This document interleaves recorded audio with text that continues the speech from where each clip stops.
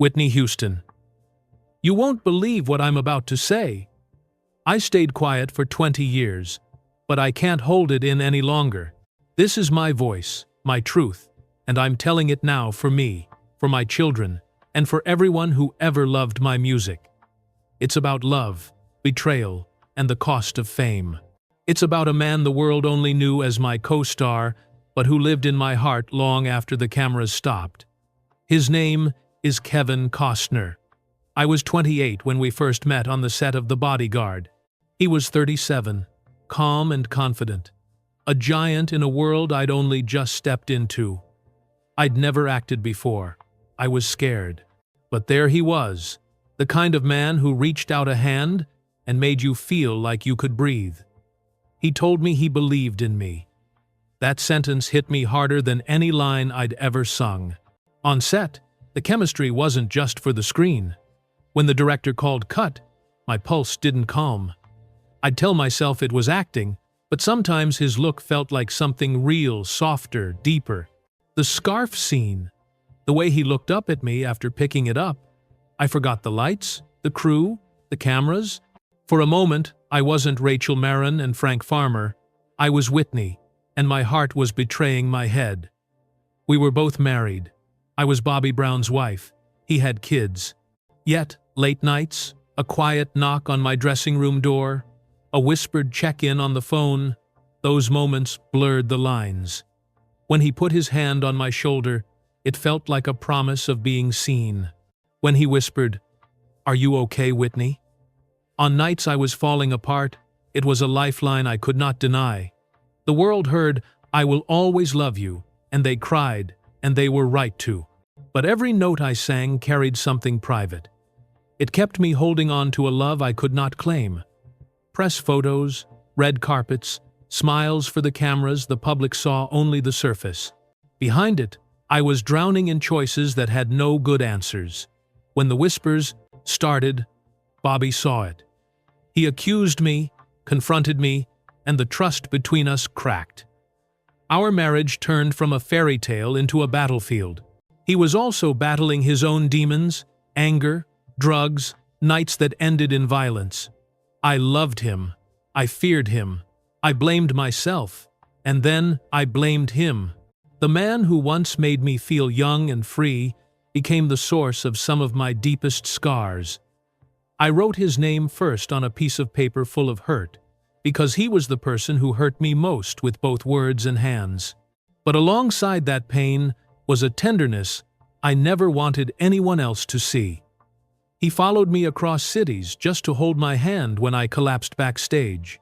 He sent roses, small notes that called me by my name, that reminded me I was human. He offered escape, a life away from cameras and tabloids. We talked about leaving, about a secret life where the headlines couldn't find us. We never did it.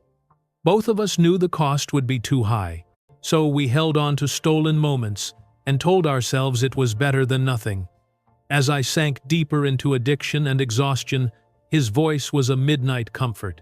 When the tabloids turned cruel, when managers pushed me to keep singing despite warning signs, when I couldn't find my voice on stage, he was the one who called and cried. Yet silence between us became the rule because the world would not forgive and because I still had a child to protect. Behind the scenes, power took many shapes. The executive who discovered me also became the man who pushed me beyond what my body and my soul could bear. He booked shows, signed deals, and, if I'm honest, kept me working even when I should have been resting. Sometimes profit felt louder than my health. I trusted him. I called him family. But when the machine needed fuel, I felt like a flame burned for other people's gain. The record deals, the tours, the demand to hit every note they didn't care if I was falling apart, that mixture of love and exploitation put another name on that list. Then there was betrayal from the people I thought were close. A late-night laugh, a private call turned public, secrets aired for ratings. I believed there were friends who would hold my secrets safe. Instead, private moments became headlines. The person I once confided in became someone who broadcast my pain. When your story becomes someone else's ticket to fame, you learn that loneliness isn't just being alone, it's being betrayed. And there were others who saw my weakness as an opportunity. A younger man who drifted in and out of my life, pictures leaked, whispers sold. Someone who should have protected me instead sold my sorrow for attention and money. Hush payments, secret photos, and tabloid deals, these are not the things you expect from people who say they care. They are traps.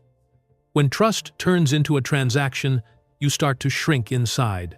The deepest cut came from the man who once lifted me up, my father. He taught me to sing. He praised me after my first big shows. Yet later, a courtroom became our stage. A legal fight over money and management words like breach and owed replaced the warm hand that used to steady me. When your father sues you, something inside dies. He accused me. I recoiled, and our last years together were full of silence where there should have been songs.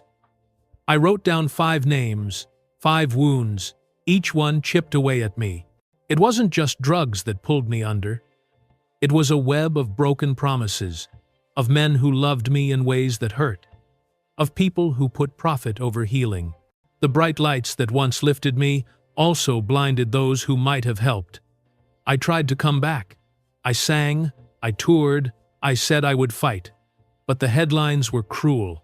They talked about my weight, my voice, my failures, instead of asking how I was doing. In private, I begged for help. In public, I performed. The contrast hollowed me out. Then, one cold morning, my life ended quietly in a hotel room. Drowning assisted by pills and a failing heart, the papers wrote the final lines. They called it a tragic end. They called me many things, but I want you to remember the woman who loved music more than anything, who wanted to be normal, to be loved simply, after me. The pain didn't stop. My daughter, Bobby Christina Brown, carried the same wounds into her life. Found in a bathtub years later, she slipped away at 22. 2 generations, 2 holes in the world where light used to be. So why tell this now? Because silence protected nobody. Because fame made it easy for everyone to assume a star didn't need saving. Because if one person listening asks a simple question to someone who seems fine, "Are you really okay?" that could change everything. This is my last plea. Look beyond the headline. Reach out to the person who smiles but looks tired. Don't turn pain into entertainment. Learn to ask again. Be that one person who refuses to look away. If this story moved you, if it made you think, do one small thing, like this video, and subscribe for more stories that make you feel and think. And next time you see someone who looks like they've got it all, really ask, because a single question can save a life.